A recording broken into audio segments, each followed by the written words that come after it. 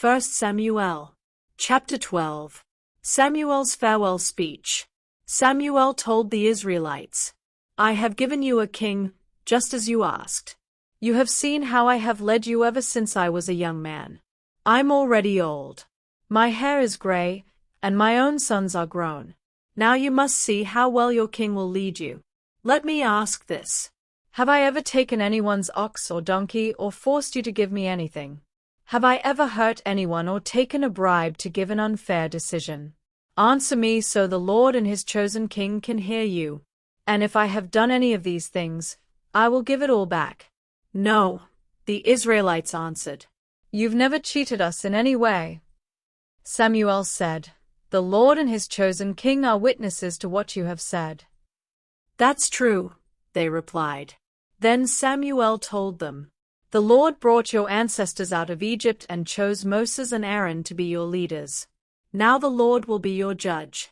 So stand here and listen, while I remind you how often the Lord has saved you and your ancestors from your enemies. After Jacob went to Egypt, your ancestors cried out to the Lord for help, and he sent Moses and Aaron.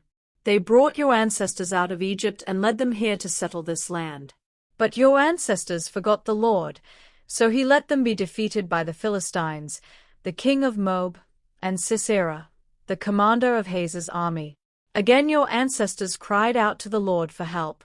They said, We have sinned. We stopped worshipping you, our Lord, and started worshipping Baal and Astarte.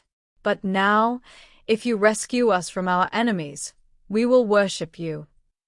The Lord sent Gideon, Bedan, Jephthah, and Samuel to rescue you from your enemies, and you didn't have to worry about being attacked. Then you saw that King Nahash of Ammon was going to attack you. And even though the Lord your God is your king, you told me, This time it's different. We want a king to rule us. You asked for a king, and you chose one. Now he stands here where all of you can see him. But it was really the Lord who made him your king. If you and your king want to be followers of the Lord, you must worship him and do what he says. Don't be stubborn. If you're stubborn and refuse to obey the Lord, he will turn against you and your king. Just stand here and watch the Lord show his mighty power. Isn't this the dry season? I'm going to ask the Lord to send a thunderstorm. When you see it, you will realize how wrong you were to ask for a king. Samuel prayed, and that same day the Lord sent a thunderstorm. Everyone was afraid of the Lord and of Samuel. They told Samuel, Please, pray to the Lord your God for us. We don't want to die. We have sinned many times in the past, and we were very wrong to ask for a king. Samuel answered, Even though what you did was wrong, you don't need to be afraid. But you must always follow the Lord and worship him with all your heart. Don't worship idols. They don't have any power, and they can't help you or save you when you're in trouble.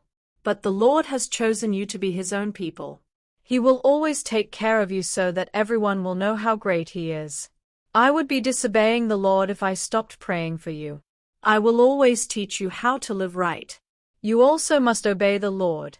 You must worship him with all your heart and remember the great things he has done for you. But if you and your king do evil, the Lord will wipe you out.